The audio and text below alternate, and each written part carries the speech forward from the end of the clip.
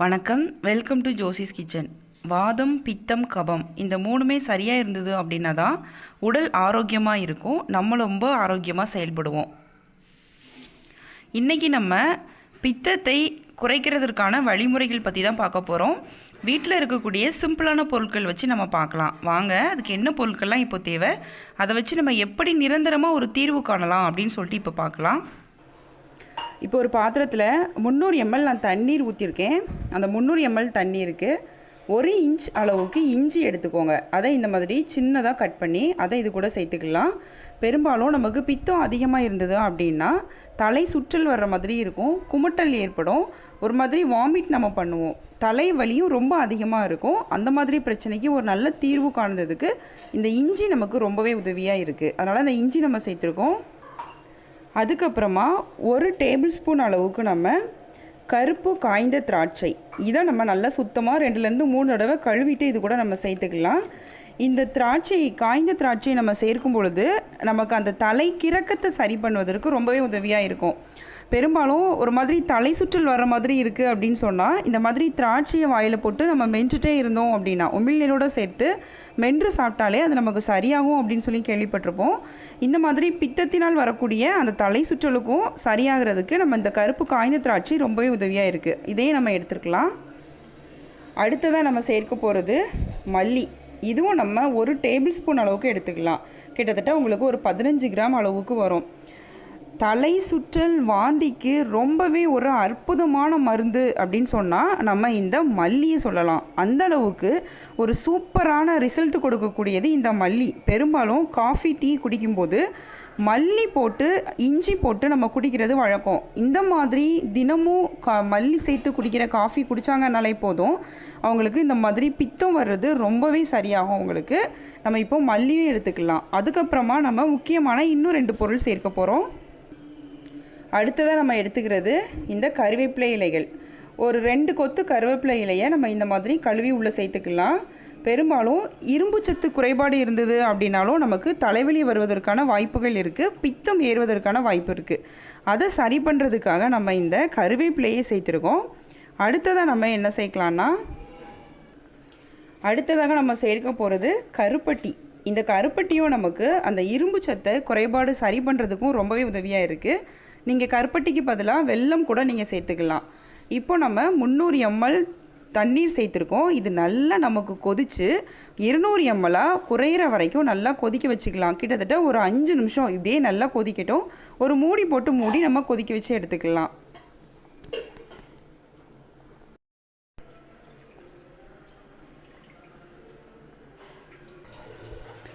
நல்லா கொதிச்சிருச்சு, நமக்கு நம்ம ஊற்றிருக்கிற அளவும் நல்லா குறைஞ்சிட்டு. இப்போ இதை நல்லா ஆற வச்சு எடுத்துக்கலாம். ஆறுனதுக்கு பிறகு என்ன செய்யணும் அப்படின்னு நான் சொல்லிடுறேன். நல்லா இப்போ நமக்கு ஆறட்டும். ஸ்டவ்வை ஆஃப் பண்ணிவிட்டு ஆற வச்சிடலாம். நல்லா நமக்கு சூடு ஆறினதுக்கு பிறகு சுத்தமான கைகளால் நம்ம அதை நல்லா பிசைஞ்சு எடுத்துட்டு அதுக்கப்புறமா நம்ம ஃபில்டர் பண்ணி குடிக்கலாம். இந்த மாதிரி வாரத்துக்கு 3 நாட்கள், ஒரு நாள் விட்டு ஒரு நாள் நீங்கள் குடிச்சிட்டு வந்தீங்க அப்படின்னாலே போதும், சூப்பரான ரிசல்ட் உங்களுக்கு கண்டிப்பாக கிடைக்கும். முதல் தடவை நீங்கள் குடிக்கும் போதே நல்ல ஒரு மாற்றம் உங்களுக்கு தெரியும். உங்கள் உடம்புல இருக்கிற அந்த பித்தம் நல்லா குறையிற மாதிரி நல்லாவே நீங்கள் ஃபீல் பண்ணுவீங்க. இது செய்ய முடியாதவங்க தினமும் நீங்கள் காஃபி அப்படிலாம் டீ போடும்போது அதில் நீங்கள் மல்லியும் இஞ்சியும் சேர்த்து போட்டு நீங்கள் குடிங்க. இந்த மாதிரி செஞ்சீங்க அப்படின்னாலும் உங்களுக்கு அந்த பித்தத்துக்கான பிரச்சனையே உங்களுக்கு வராமல் சரி செய்யும். அந்தளவுக்கு ரொம்ப சூப்பரான ரெமெடி தான் நமக்கு இந்த மல்லியும் இஞ்சியும். இதே மாதிரி நீங்கள் ட்ரை பண்ணிவிட்டு வாங்க. அடுத்ததாக என்ன அப்படின்னு சொல்லிட்டு நம்ம இப்போ பார்க்கலாம். அடுத்ததாக என்னன்னு சொல்லிட்டு நம்ம பார்க்கலாம். அடுத்து நம்ம பார்க்க போகிறது இந்த கற்பூரவள்ளி இலை வச்சு தான் பார்க்க போகிறோம். இதை ஓமவள்ளின்னு சொல்லுவாங்க. இந்த இலையும் நமக்கு பித்தத்தை வெகுவாக குறைக்கிறதுக்கு ரொம்பவே உதவியாக இருக்குது. இது கூட கொஞ்சமாக மிளகு சேர்த்து நீங்கள் விழுதாக அரைச்சி ஒரு சின்ன உருண்டை அளவு நீங்கள் சாப்பிட்டு வந்தீங்க அப்படின்னாலே போதும், நல்ல ஒரு தீர்வு உங்களுக்கு கிடைக்கும். அப்படி இல்லைன்னா இதை நீங்கள் இந்த இலை மட்டுமே கைகளால் நீங்கள் பிசைஞ்சு இப்படி எடுத்தீங்கனாலே போதும், உங்களுக்கு ஜூஸ் கிடைக்கும். அந்த ஜூஸ் கிட்டத்தட்ட ஒரு 10 ml நீங்கள் குடிச்சிட்டு வந்தீங்க அப்படின்னா இன்னும் நல்ல ஒரு தீர்வு கிடைக்கும். அதுவும் இல்லை அப்படின்னா இந்த மாதிரி நல்ல ஒரு 4 இலை நீங்கள் பறிச்சிக்கோங்க. நல்லா சுத்தம் பண்ணிவிட்டு 300 ml தண்ணீரில் இந்த 4 இலையும் போட்டு நல்லா கொதிக்க வைங்க. ஒரு 300 ml 200 ml குறையிற வரைக்கும் கொதிச்சதுக்கு பிறகு ஒரு நாளைக்கு ஒரு வேளை நீங்கள் குடிச்சிட்டு வந்தீங்க அப்படின்னா போதும், நல்ல சூப்பரான தீர்வு கிடைக்கும். இனிப்பு தேவைப்பட்டது அப்படின்னா கருப்பட்டி, அப்படி இல்லைன்னா வெல்லம் சேர்த்துக்கோங்க. இந்த மாதிரி நீங்கள் ஃபாலோ பண்ணிட்டு வந்தீங்கன்னாலே போதும், பித்தத்தில் இருந்து அந்த தலை சுற்றல், தலை கிறக்கம், குமட்டல், வாந்தி, மன அழுத்தம் எல்லாத்துல இருந்தும் நீங்கள் விடுபடலாம். அந்த அளவுக்கு ஒரு சூப்பரான மருந்து தான் நமக்கு இந்த கற்பூரவள்ளி. அடுத்ததாக என்ன அப்படின்னு சொல்லிட்டு நம்ம இப்போ பார்க்கலாம். பொதுவாகவே ஒரு பிரச்சனை நமக்கு உடலில் ஏற்பட்டது அப்படின்னா நம்ம 3 விஷயம் யோசிப்போம். ஒருவேளை பித்தமாக இருக்கலாமோ, எதை சாப்பிட்டோம் அப்படின்னா பித்தம் தெளியும் அப்படின்னு சொல்லி யோசிப்போம். ஒருவேளை வாத குடைச்சலாக இருக்கலாமோ அப்படின்னு நினைப்போம். நெஞ்சில் ஒருவேளை கபம் கட்டி இருக்குமோ. இந்த மாதிரி தான் இப்போ இருக்கிற காலகட்டத்தில் நமக்கு போய்கிட்டு இருக்கு.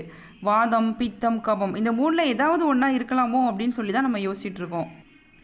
வாதம், பித்தம், கபம் இந்த 3மே மனித உடலுக்கு ரொம்பவே முக்கியமான ஒன்று. வாதம் இது நம்ம உடலில் இருக்கக்கூடிய இயக்கத்தை, அந்த தசைகள், மூட்டுக்கள், எலும்பு இதோட பணியையும் நமக்கு சீரான சுவாசத்தையும் மலம் கழிக்கிறதுக்கு, சரியான மலம் கழிக்கிறதுக்கும் தேவையான ஒன்று தான் நமக்கு இந்த வாதம். 2வது பித்தம், நம்ம உடலில் இருக்கக்கூடிய அந்த வெப்பத்திலிருந்து அதிகப்படியான வெப்பத்தை, அதாவது வெப்பத்தை அதிகப்படுத்தாமலும் வெப்பத்தை குறைக்காமலும் சரியான அளவுக்கு கொண்டு போகிறதுக்கு இந்த பித்தம் ரொம்ப உதவியாக இருக்குது.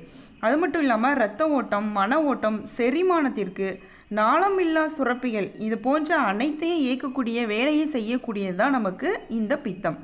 கபம் கபம் உடலில் இருக்கக்கூடிய தேவையான நெய்ப்புத்தன்மையையும்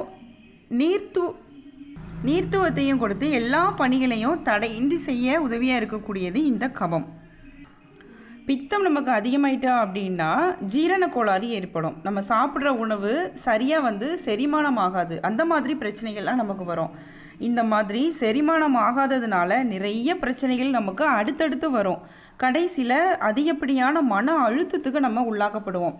அல்சர் வரும், உயர் ரத்த அழுத்தம் வரும், இப்படி நம்ம சொல்லிக்கிட்டே போகலாம். பித்தம் அதிகமாயிட்டா அப்படின்னா நம்ம சாப்பிடக்கூடிய உணவில் காரத்தை நம்ம குறைச்சிடணும். முக்கியமாக எண்ணெய், அதை நம்ம குறைச்சிடணும். கண்டிப்பாக கோழிக்கறி அதை நம்ம சாப்பிடவே கூடாது பித்தம் அதிகமாக இருந்தது அப்படின்னா. இன்னும் கூட கோதுமையை நம்ம அதிகமாக தினமும் கோதுமையை நம்ம உணவில் சேர்த்துட்டு வந்தோம் அப்படின்னா கூட பித்தத்தை அதை அதிகரிக்க தான் செய்யும்.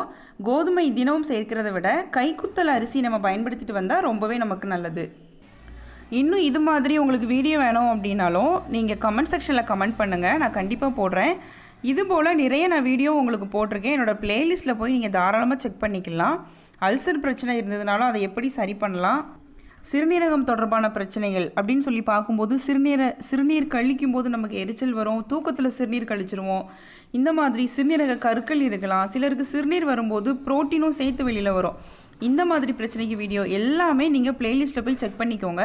நல்ல ஒரு வீடியோஸ்லாம் உங்களுக்கு கிடைக்கும். நெக்ஸ்ட்டு என்ன அப்படின்னு சொல்லிட்டு நம்ம இப்போ பார்க்கலாம். அடுத்ததாக நம்ம பார்க்க போகிறது இந்த எலுமிச்சையை வச்சு தான் பார்க்க போகிறோம். இதுவும் நமக்கு ரொம்பவே சூப்பரான ஒரு ரிசல்ட் கொடுக்கக்கூடியது தான் நமக்கு இந்த எலுமிச்சை. இதுவும் நமக்கு பித்தத்தை சரியான அளவுக்கு கொண்டு வருவதற்கு ரொம்பவே உதவியாக தான் இருக்குது இந்த எலுமிச்சை. அதனால் இதையும் நம்ம பயன்படுத்திட்டு வரலாம். இதை எப்படி பயன்படுத்தணும்னு சொல்லிடுறேன். இதுக்கு நம்ம ஃபர்ஸ்ட்டு எடுத்துக்கிட்டது இந்த சீரகம் நம்ம எடுத்துக்கலாம். இது கிட்டத்தட்ட 1 டீஸ்பூன் அளவுக்கு எடுத்துக்கோங்க. ஒரு 5 கிராம் அளவுக்கு உங்களுக்கு வரும். 1 டீஸ்பூன் சீரகம், 200 ml தண்ணீர் நல்லா கொதிக்க வச்சுருங்க. கொதித்ததுக்கு பிறகு அது கூட நம்ம ஒரு அரை எலுமிச்சை பழம், இந்த ரெண்டையும் இதை பிழிஞ்சு விட்டுக்கலாம். இந்த ஜூஸ் கூட இதை பிழிஞ்சு விட்டுட்டு ஒரு நாளைக்கு ஒரு தடவை நீங்கள் குடிச்சிட்டு வாங்க. கண்டிப்பாக உங்களுக்கு சூப்பரான ஒரு ரிசல்ட் கிடைக்கும். முதல் தடவை நீங்கள் குடிக்கும் போதே உங்களுக்கு நல்ல ஒரு புத்துணர்ச்சி கிடைக்கும், மன அமைதி கிடைக்கும். அந்த அளவுக்கு இந்த ரெண்டும் ரொம்பவே சூப்பரான ஒரு ரிசல்ட் கொடுக்கக்கூடியது. அதனால் இதையும் நீங்கள் பயன்படுத்திட்டு வாங்க. அடுத்ததாக என்ன அப்படின்னு சொல்லிட்டு நம்ம இப்போ பார்க்கலாம். அடுத்ததை நம்ம பார்க்க போகிறது இந்த கொய்யாப்பழம் வச்சு தான் நம்ம பார்க்க போகிறோம். கொய்யாப்பழமும் நம்ம தினமும் சாப்பிட்டு வந்தாலே போதும், நமக்கு பித்தம் சரியான அளவில் வைக்கிறதுக்கு ரொம்பவே உதவியாக இருக்கும். அது மட்டும் இல்லாமல் இது நல்ல ஒரு மலம் இழக்கியும் கூட. தினம் ஒரு கொய்யாப்பழம் நீங்கள் சாப்பிட்டு பாருங்கள், உங்களுக்கு மலம் நல்லா உங்களுக்கு வெளியேறும். மலம் நல்லா வெளியேறிட்டு அப்படின்னாலே போதும், உங்களுக்கு பித்தம் சரியாக இருக்குது அப்படின்னு சொல்லி கண்டுபிடிச்சிடலாம். பித்தத்துடைய வேலை கரெக்டாக நமக்கு நடந்துக்கிட்டு இருக்கு. அதனால் இந்த கொய்யாப்பழமும் நீங்கள் உணவில் எடுத்துக்கோங்க. இந்த மாதிரி செஞ்சுட்டு வந்தீங்கனாலே போதும், பித்தத்தை குறைப்பதற்கான நல்ல ஒரு வேலையில் நம்ம ஈடுபட்டிருக்கோம் அப்படின்னு சொல்லி தெரிஞ்சுக்கலாம். நான் சொல்லியிருக்கிற ரெமெடி எல்லாமே நீங்கள் ஃபாலோ பண்ணலாம். அப்படி இல்லைனா ஏதாவது ஒன்று மட்டும் நீங்கள் ரெகுலராக ஃபாலோ பண்ணிட்டு வாங்க. கண்டிப்பாக நல்ல ஒரு தீர்வு உங்களுக்கு கிடைக்கும். உங்களுக்கு என்னோட அந்த வீடியோ பிடிச்சிருக்குன்னு சொல்லி நான் நம்புகிறேன். மறக்காமல் லைக் பண்ணுங்கள், உங்கள் ஃப்ரெண்ட்ஸ் எல்லாத்துக்கும் நீங்கள் ஷேர் பண்ணுங்கள். புதுசாக பார்க்குறவங்களா இருந்தால் சப்ஸ்கிரைப் பண்ணிக்கோங்க. பக்கத்தில் இருக்கிற பெல் சிம்பிளாக மறக்காமல் கிளிக் பண்ணுங்கள். நான் இன்னொரு நாள் இன்னொரு வீடியோவோட உங்களை மீட் பண்ணுறேன். தேங்க்யூ.